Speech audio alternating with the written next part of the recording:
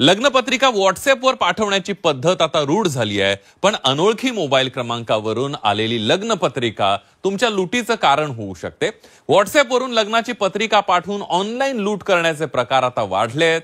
Online पत्रिकेच्या माध्यमातून लुटीचा virus मोबाईलमध्ये घुसून अनेकांच्या बँक खात्यावर डल्ला मारला जातोय। बघूया त्याबद्दलचा एक स्पेशल रिपोर्ट।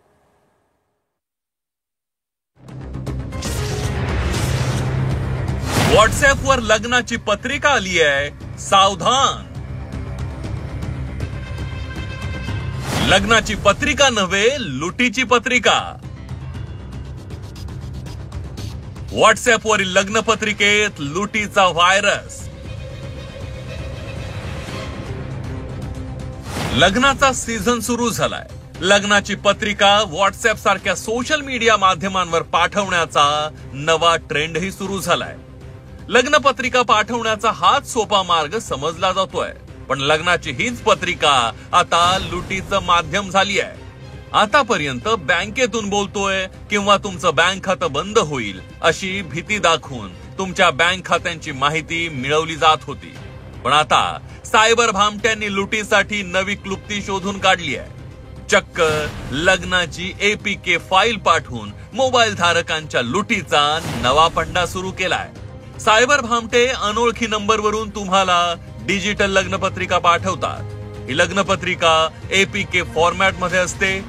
उत्सुकतेपोटी आलेली लग्नपत्रिका आपण कोणत्याही खात्रीशिवाय उघडतो। लग्नपत्रिकेच्या नावाखाली आलेला व्हायरस आपल्या मोबाईल मध्ये शिरतो। आता लेटेस्ट त्यांनी सायबर ट्रेंड आहे फ्रॉडचा। इन्व्हिटेशन कार्ड तुम्हाला व्हॉट्सअपवर येतं, त्याच्यासोबत एक लिंक अटॅच असते। तुम्ही ते इन्व्हिटेशन कार्ड क्लिक केल्यानंतर ती लिंक आहे ती ओपन होऊन एक APK फाईल तुमच्या मोबाईलमध्ये डाउनलोड होते।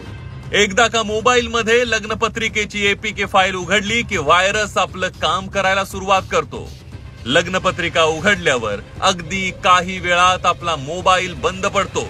आपण जेव्हा फोन पुन्हा सुरू करतो तोपर्यंत मोबाईल मधील सगळ्या सेटिंग्स बिघडलेल्या असतात। सायबर दरोडेखोर तुमची मेसेजिंग सिस्टीम हॅक करतात, तुमच्या गुगल पे, फोन पे या पेमेंट ऍपचाही ताबा घेतात। इंस्टाग्राम, फेसबुक या सोशल मीडिया प्लॅटफॉर्मचे पासवर्ड मिळवले जातात।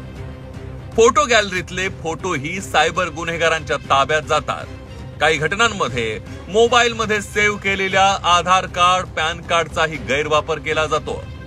सायबर गुन्हेगार तुमच्या बँक खात्यातल्या काही रकमेवर डल्ला मारण्याचा प्रयत्न करतात। तुमचं बँक अकाउंट रिकामं केलं जातच, शिवाय तुमच्या गुगल पे आणि फोन पे वरून ऑनलाईन खरेदीही केली जाते। ऑनलाईन क्रेडिट कार्डचा वापर परदेशात खरेदी करण्यासाठी केला जातो।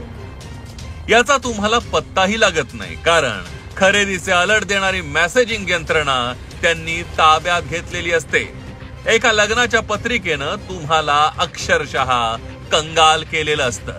तुमच्या पर्सनल डाटा जो आहे तो, तुमच्या कॉन्टॅक्ट लिस्ट आहे ती, आणि तुमचे फायनान्शियलचे काही डिटेल्स असतील मोबाईलमधले, हे सर्व त्यांच्याकडे जातात आणि त्या पद्धतीने सायबर गुन्हेगार तुमच्या पर्सनल डाटाचा उपयोग करून तुमचे कॉन्टॅक्ट लिस्टवर फोन करून तिथून पैशाची मागणी करून किंवा तुमचे OTP जे येतात त्याच्यातून फायनान्शियल फ्रॉड करून लोकांची फसवणूक करत। एकट्या नागपुरात अशा सायबर लुटीच्या अनेक घटना समोर आल्या।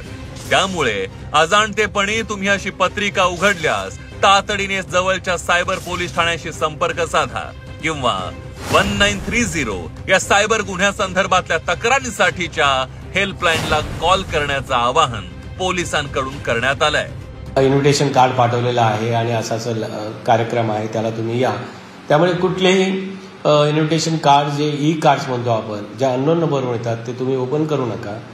आणि कुठलीही लिंक जी आहे, ह्या व्यतिरिक्त मोबाईलवर तुमच्या आलेली अननोन नंबरवरून लिंक आली ती सुद्धा ओपन करू नका। त्या माध्यमातून सुद्धा APK फाईल तुमच्या मोबाईलमध्ये डाउनलोड होतात, त्यातून मॅलिशियस ॲप तुमच्या मोबाईलमध्ये डाउनलोड होतं आणि तुमच्या फोनचा ॲक्सेस सायबर गुन्हेगाराकडे जातो।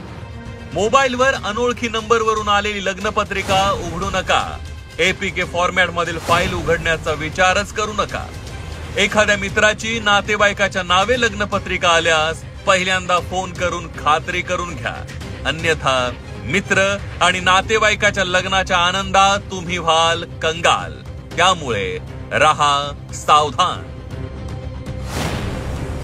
अमर काणे, झी 24 तास, नागपूर.